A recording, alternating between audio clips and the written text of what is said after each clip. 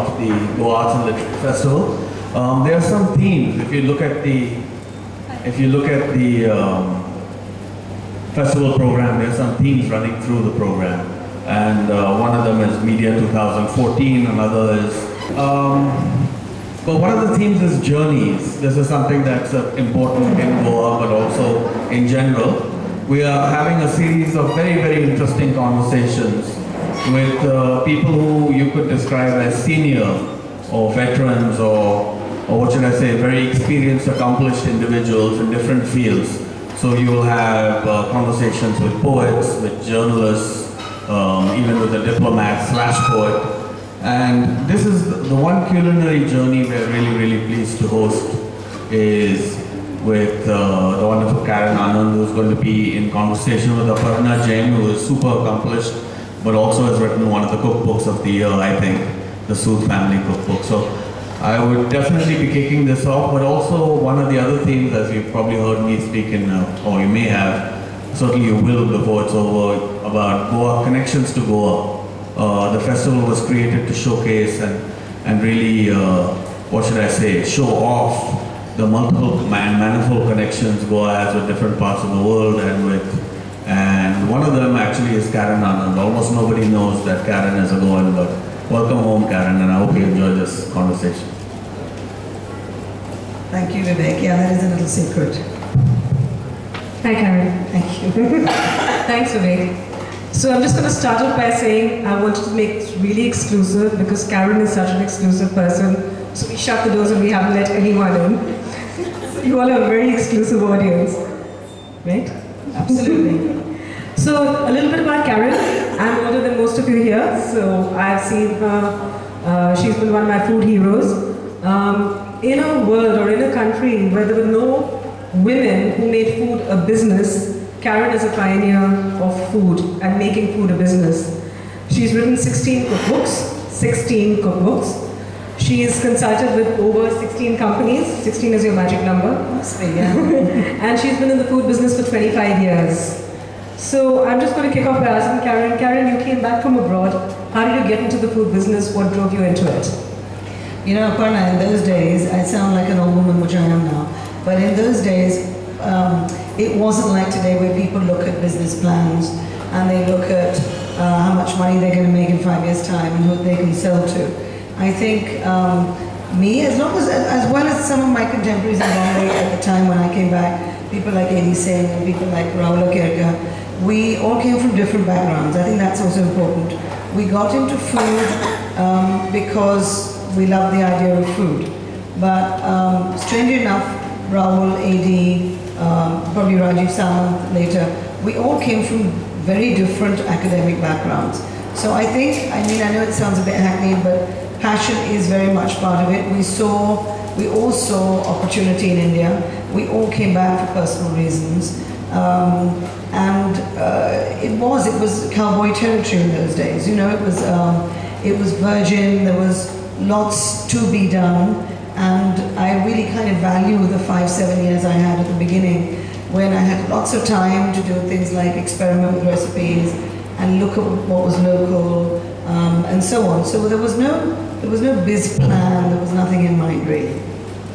Interesting.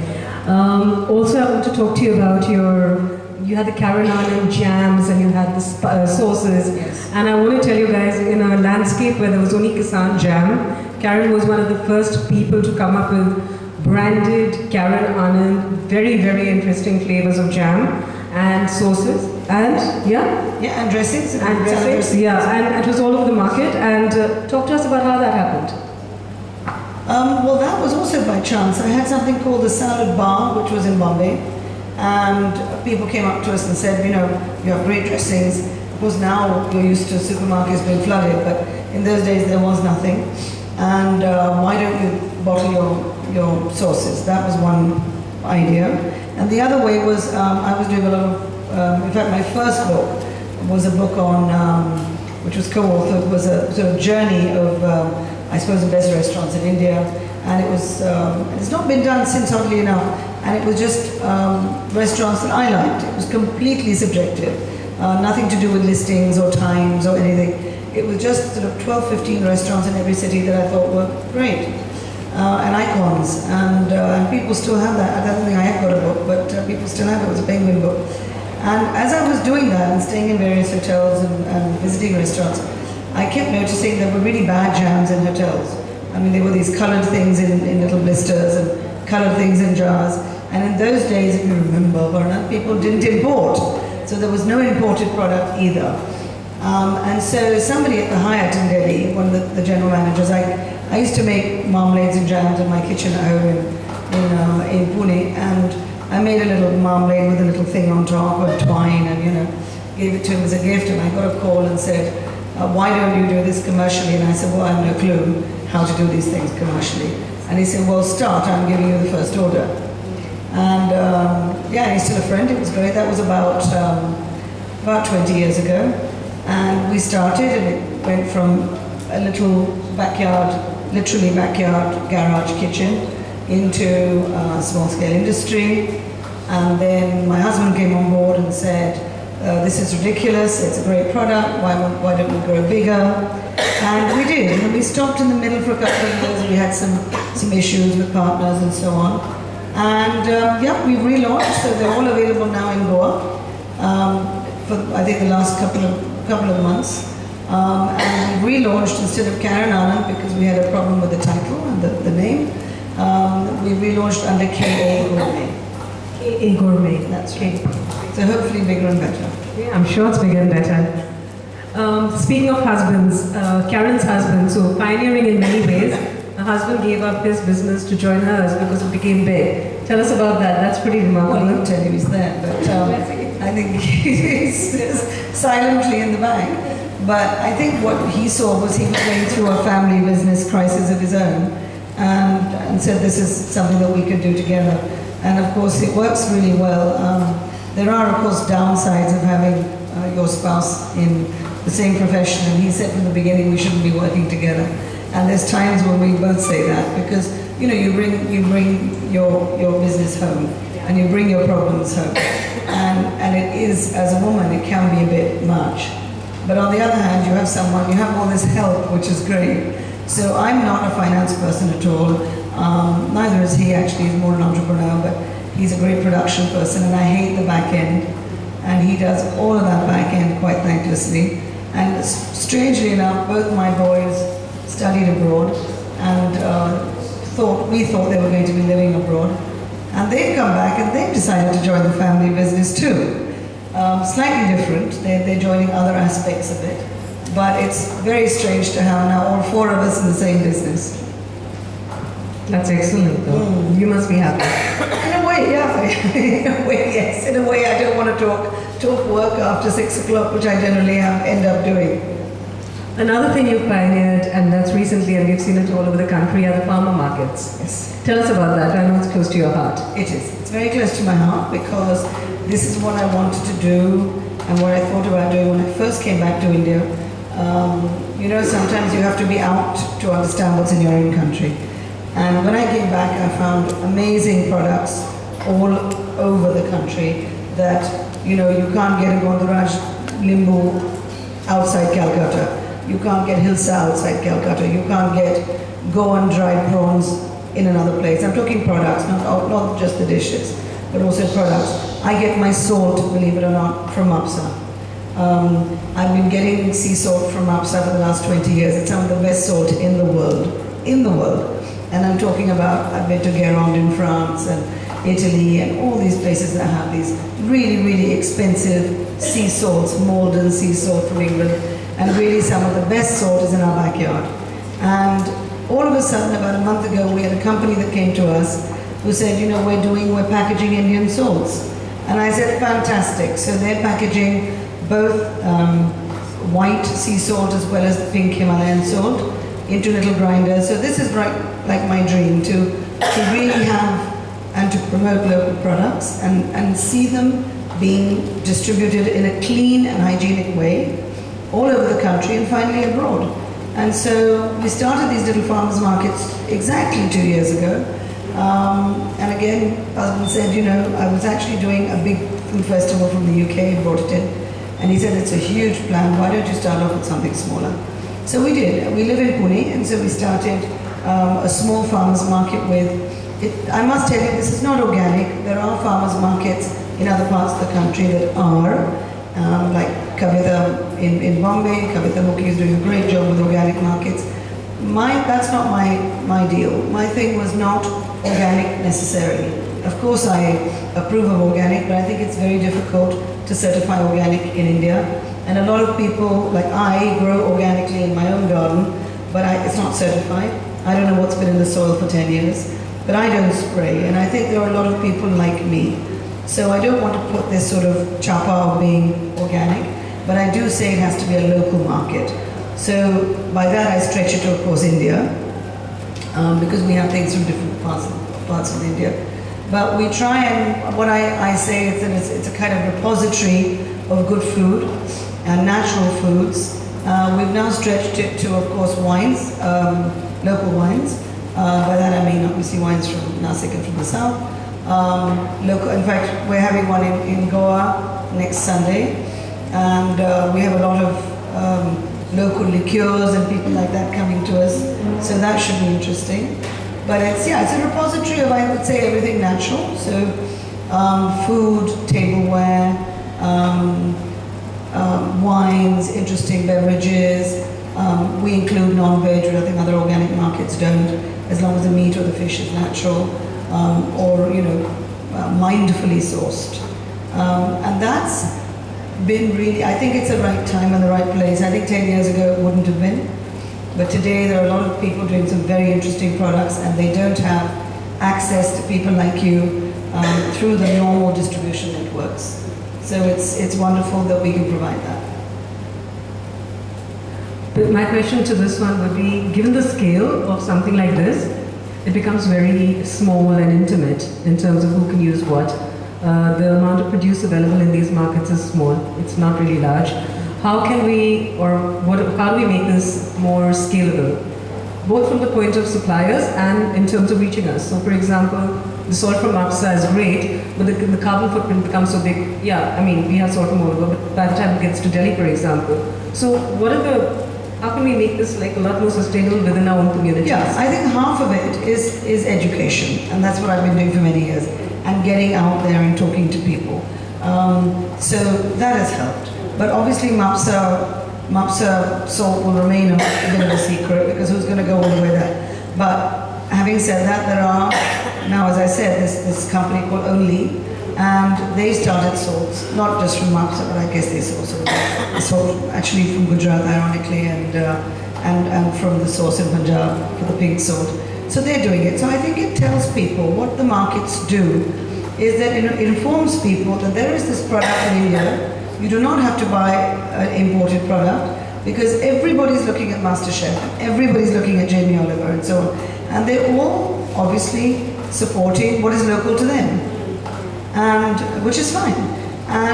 But people ask me, where do I get Malden salt? And I'm like, well, we don't really need Malden salt. So I think one, it's educating people, and then it's telling people that it's actually quite fashionable to have local products now. And I think you have to make, and this is exactly what you're saying, you have to make local products a bit sexy and a bit available. Both. I think the fashionable and sexy bit also counts, and well packaged. And the second bit is availability. And you're quite right, the problem is that a lot of our products are not available. But having said that, I think through the markets, like for example at the market next Sunday, I would say about half of the producers are people who are not from Goa. They're people doing these things in other parts of the country. And because they found that we work for them commercially as well as marketing-wise, and we do a lot of marketing through social media and through the press and so on, that they're getting a bit of a visibility. I want to talk a little bit about now the events that have been happening in the food world. We just had in Delhi a really large palette fest where there were 40 restaurants, but they actually sourced the Oberoi's, the Taj, and like really well-known mall-type restaurants, and they had no local producers. a lot of people are doing a lot of things in food. Where do you see the big trends happening in food? I think something like Palette. In fact, I did Taste in Mumbai 2 years ago, very similar, which was a festival that happens in London and across the world. And the only reason we took it is that we thought that maybe they knew something that we didn't know, and maybe there were ops at the back and so on that, you know, would be beneficial to do it from them. And the Palette, the people who've done Palette have done exactly that. They've got a lot of restaurants on board. I think it shows, as much as people say, when we go abroad, Indians like to eat this and Indians like to eat that, I think a festival like Palette shows that our palates literally are broadening and people are open to eating lots of things. Yeah, I think, you know, the fact that their religion or their customs or their cultural backgrounds often forbid them from eating certain things. Obviously, if you're vegetarian, you're vegetarian. You know, you're Jain, you're Jain. But I think there are people who are, I mean, in India now, it's actually stunning what is happening. It took, you know, I grew up in the UK, and it took the British a long time to drink wine. When I grew up, when I was a young girl, nobody drank wine. It was just something that was, you know, it was only really the upper class who drank claret, which is Bordeaux, and they drank a little bit of wine. And it was really whiskey, beer country, and I'm talking 60s and 70s. People only started drinking wine maybe in the late 70s, a little bit. And that's in Britain, and you think, oh, you know, they know. So it's taken 20, 30 years for the Brits to drink wine, and now they drink it like they're born to it. So, you know, it's going to take us a little bit of a while, but I think cuisines is where it's going mass. I think on a smaller scale, on a micro scale, this whole health, whether it's real or not, I don't know, but this whole awareness of the fact that people want to lose weight and be healthy, I don't know whether it's real or not. I see Maggie doing oats and, you know, Miss Dixit going up there advertising it. So I don't know how real that is. And I'm not a Maggie follower at all, but I think there is an awareness that we need to keep fit. And there's an awareness that we need to lose a bit of weight. And having said that, I think the awareness is driven by disease rather than a will. It's because people are diabetic and so on. But I think cuisine, I think it's going to be, people are looking at what else they can eat. I want to talk a little bit about your books now. You've written so many of them. Tell us about them. I know there was one that caught my eye. It said, "Simple cooking for smart men." And I thought it was really smart because only smart men cook. So that was, yeah, but unfortunately smart men didn't buy it. I think smart women bought it, supposedly smart men. So I got a lot of women buying the book for their husbands or partners or whatever. It was a fun book. It actually came from a TV series I did called Cook Na Kaho, where I taught young men how to cook. And of course it was a little commercial, it was a Star TV program, and there were various people who were actors or sportsmen or so on who came on and said, I don't know how to cook. And my thing was just to teach them very, very, very simple recipes. And what was fun about the book was also doing things like, from a man's point of view, or I wouldn't say just a man, I think a lot of women don't cook today as well, so it's okay. What you need to have in your cupboard, what you need to have in your fridge as a basic, what kind of utensils you need to have in a small apartment. So that was fun doing, it wasn't just the recipes. But that was a great book, yeah. And what I liked about it is we didn't do the normal starters, main course, and so on. What we did was we divided the book up into things like entertaining the boss, you know, entertaining a woman on a budget. Very interesting. What men think women like and what women actually like is, of course, completely different. You know, what to do at the end of the month when you've got 500 bucks left in your pocket. Of course, then it was 200 bucks. Things that vegetarians might like. Because, you know, when you think about entertaining a woman, especially if she's non-veg and you are, you think of fancy things like prawns and salmon. And of course, when you're vegetarian, what do you do? How do you entertain women if you're vegetarian? So it was interesting. And a big section on desserts. I discovered, I did a lot of research. I discovered a huge amount of guys who love desserts.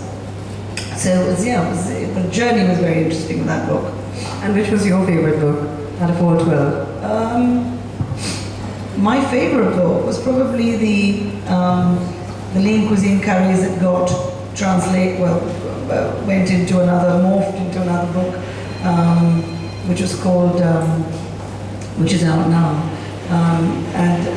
It was more about, it was called Less is More, and it's more about how to make Indian food and Asian food and spicy food just lighter. Because I think we have great food in this country, we just need to, I love authentic recipes, but like for example, Jigs Calder is a friend, and I said to him, Jigs, your recipes, a few years ago when he was a bit healthier, poor chap, and I said, your recipes are fantastic, but I would take 2 days to just get the ingredients. So just a lighter, easier way of looking at Indian food.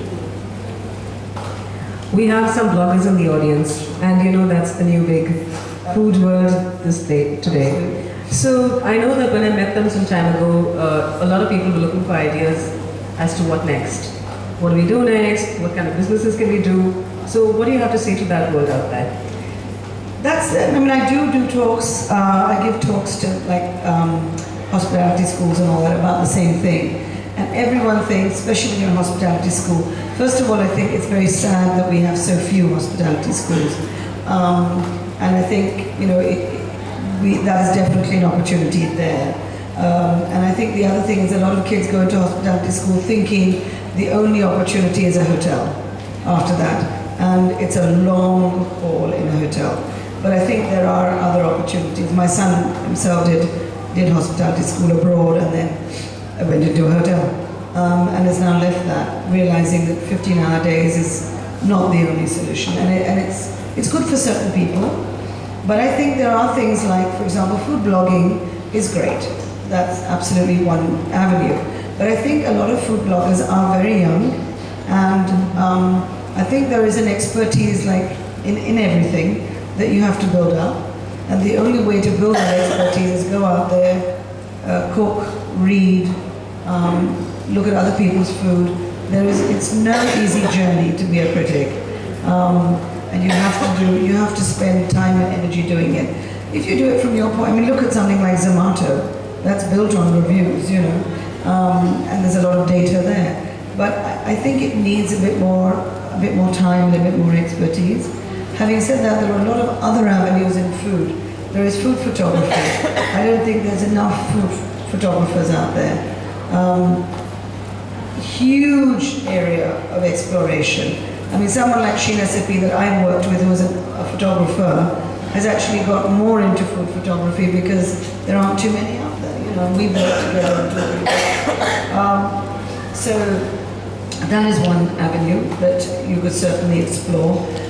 Food writing, of course, it's obvious. I think things like pop-up restaurants. We just did our market in Calcutta, and I found 2 or 3 girls doing fantastic little pop-ups. They just cook for the day. Because, what is difficult in a restaurant is not cooking for that day. And people have often asked me, why did you open a restaurant? Because I don't think I can do just that for the rest of my life. And I think restaurants anywhere in the world, it's not just India, require huge amounts of dedication. I visit restaurants in France, and I still see the same chef after 20 years in his restaurant. He may not be frying the potatoes, fine, but he's around there making sure that everything is perfect. And I think that kind of dedication is difficult, I spoke to Chris this morning from Ofogo, and he was saying he had to close down his restaurant because of some liquor permission. It's a whole ball game of not just food, it's other things. So I think pop-ups are great ideas for young girls who want to pop up, do something for 2 or 3 days, make a little bit of money, see how it goes, test the market, and then move on to something else. Speaking of women and being in the business, there are very few women chefs in the industry today. So I'm not talking Ritu Dalmia, who's got her own restaurant, I'm talking within the hotel industry. Why is that, do you think? Well, I know this might sound sexist and not the right thing, but there are several reasons, and I'm quite clear what they are, because I've seen so few. I think a lot of it is the long hours, and where a man can go home and even Hemant Oberoi, who is, the big white chief of the Taj, tells me that when he goes home, his wife cooks for him. And there's somebody else doing it. Now, when women go home, they generally have to do it themselves. Yeah? So there's that as well. Secondly is, of course, if you have a family. And you know, as much as you try and share the work, the responsibility generally falls on the women. So if you're going to have a family, if you're going to have a husband who's maybe a little bit more demanding than mine, it's difficult to juggle both, for sure. A lot of women, a lot of young women I've met also have this problem with in-laws. That the in-laws want to be looked after. Who does that? So a lot of it is not, it's not about physical work. It's just the long hours of having to balance home and, you know, home and work. There's this girl at ITC, there are two people in ITC actually, two women chefs in ITC, ironically because ITC is such a staunch Indian chain that they have two of the best chefs in the country and they are women. Not so much in some of the American hotels that have come in. So it is just tough. It's tough on time, it's tough on balancing. It's got nothing to do with talent and it's got nothing to do with organization. It's just to do with this balancing, that's it. And if things are made, and that's why a lot of women like me, right in Ritu, go into businesses for ourselves, because there we can somehow balance it all. Right. I'm going to end with two cliched questions. Your favorite thing to eat or your favorite recipe, and give us some tips and tricks. You've, of course, done so much, so you'd have some little handy tips for us. Tips and tricks is a great one. And when I do shows for people and I work with kitchen companies and so on, and we do these things, I do these elaborate recipes, and at the end of it, everyone says, "But what's the tip?" I don't even know if they've taken the recipe down. But yeah, what's the tip? Look, I think obviously we don't have the time anymore to do 2-hour cooking in the kitchen. Everything should be quick. So I would honestly say try and use my sauces because they are natural. So there we are. Put in half my jar into something, and that works very well. I mean, I just made my own the other day. We're very lucky. We have avocados in the garden, and literally didn't know what to do about guacamole. I had a bit of a blank, so I took half my jar of salsa, two avocados, mashed them up, and everyone said, "What's the recipe?" So I love things like that because that promotes also what I do. And actually, I must tell you, the sauces are for people like us. I use my own products because they work, and they also are for people who want a good product. And it's difficult. Like for example, Italian food. People say, "Well, what's in that sauce?" And I said, "Well, there's tomatoes, and there's garlic, and there's basil, there's salt, and there's pepper." Oh, but I said, if tomatoes are not in season, don't bother doing that sauce. And they're like, "Oh, then what do we do?" So I think half the time we cook according to a recipe that we have in our head, and we shouldn't cook according to that. We should cook according to what's in season. So look around you. Okay, there are plenty of tomatoes now, so make something with tomato. There's plenty of XYZ, make something with that. I think we should cook around what's in season, what's available, and then look at a recipe. Your favorite cookbook authors rather than on the net, because there's a lot of rubbish on the net. And even when the other day I wanted to make carbonara because the children wanted carbonara, okay. And I'm thinking, I know the recipe, which book is it in? I couldn't remember mine.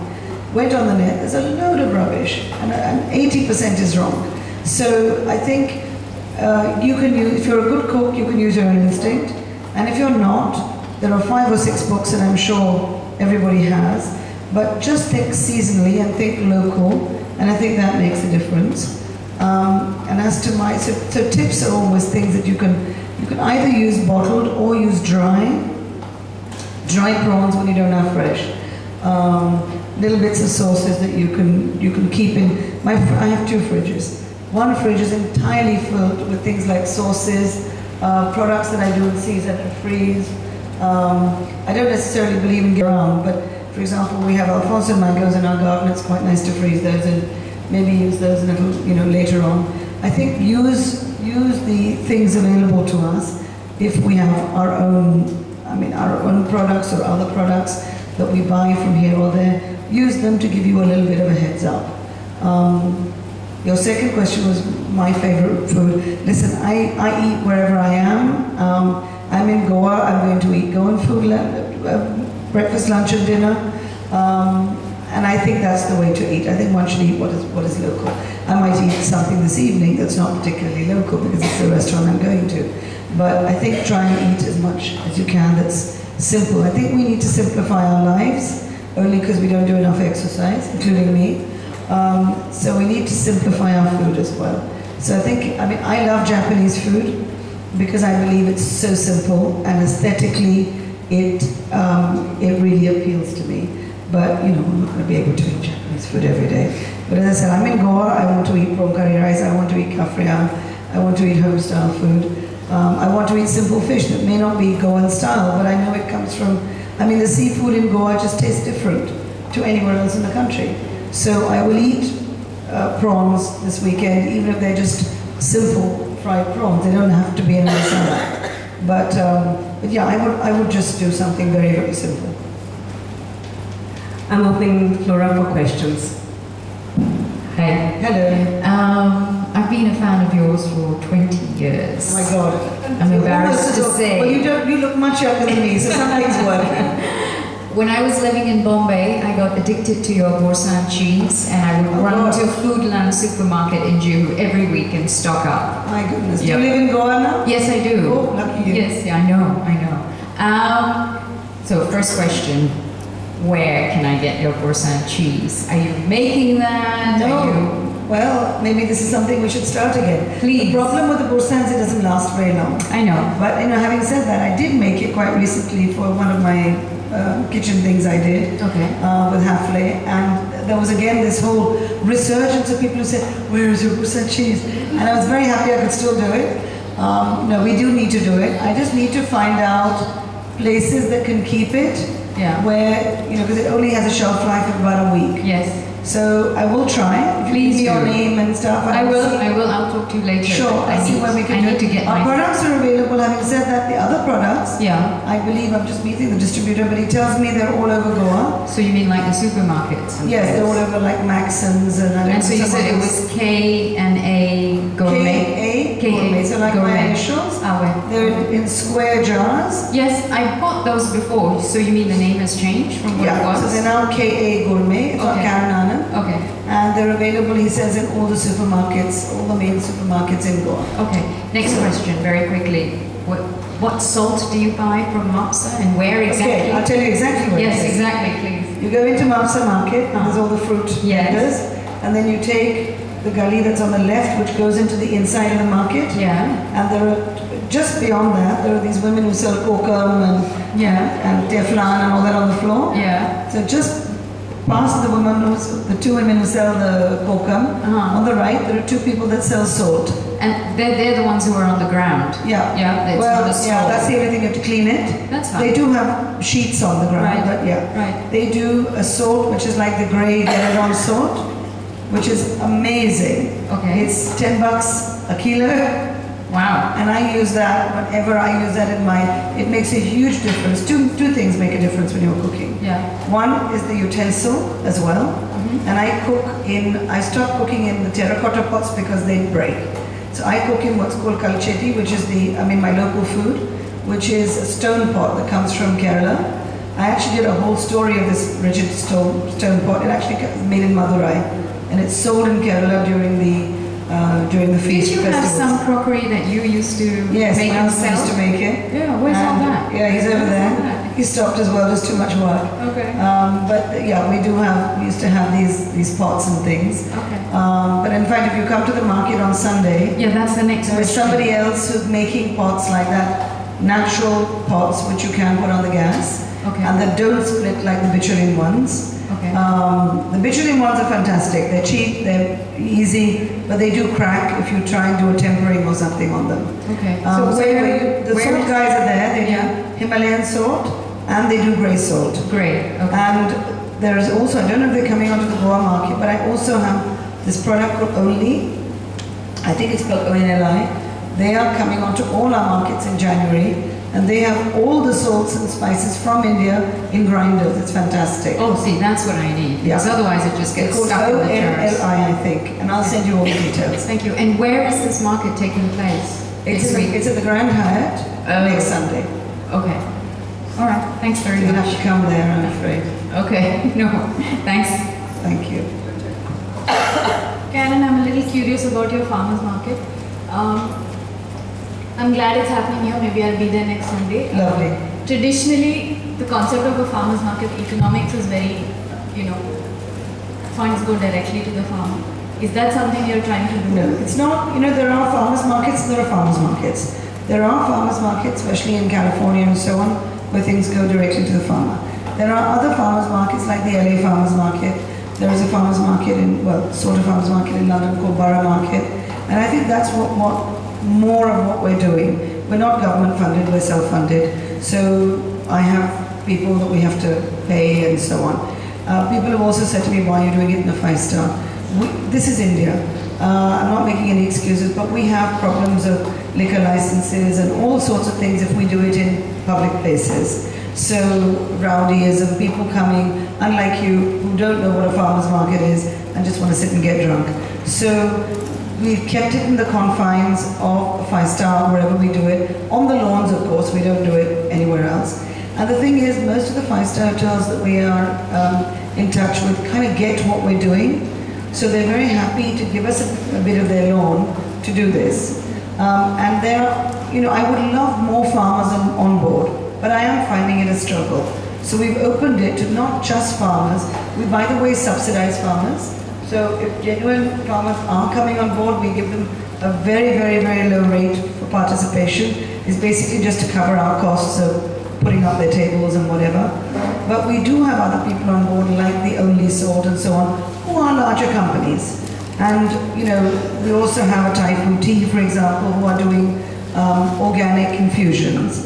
So we make sure that they only have the organic infusions on board. We don't take anything with preservative or color. So we're much wider, I would say, than a traditional farmer's market. And we've had to do that to make it a little bit more feasible for us. I'm just going to end. Karen told me a really interesting story. She said a couple of things. She said India is not a market for jams, but she's doing some specific jams. And she said one of the most famous jams in India is the mixed fruit jam, which everyone loves, right? But tell us now about the color. Yeah, even girls in my office, when they said, my kids love mixed fruit jam. And I said, you know what goes in it? Because when I learned actually how to make all of this abroad, I had to learn the commercial side or the technical side, I would say, not commercial, of making these things last a long time. So I spoke to a food technologist from one of the big villages, and basically it's any fruit that you can get hold of, and most of the time mixed fruit has pumpkin, which is technically not a fruit. So it has a lot of pumpkin, it has no flavor, so it's easy to put in pumpkin. It has a bit of something else in it, and it has a shitload of color and flavor. So every single mixed fruit jam will taste that sort of candy, like those little candies that you get. So it tastes consistently bad, I would say, It tastes of candy, but it's addictive. So children have it, they're used to that candy flavor. And I'm happy to say I told all the girls in the office, forget it. I give them all my jams. And at the beginning, the kids were like, oh, but there's a fruit in this. So even a company like Reliance, and I don't care saying this, we were making jams for Reliance at one point because they said they wanted to go up market and do a kind of gourmet range. So I gave them what they did, and their food technologist got back to us and said, we've spotted foreign substances in our jams. And I got a heart attack. I said, foreign substances, maybe there's a nail in there or a cockroach. We had a heart attack driving up to their office in Bombay, thinking, oh my God, what am I going to say? And I still get nervous. And we sat at the meeting, and their food technologist came up to us and said, look, and it was a piece of fruit. And said, there's a foreign substance. We're not used to foreign substances in India. We want something that spreads.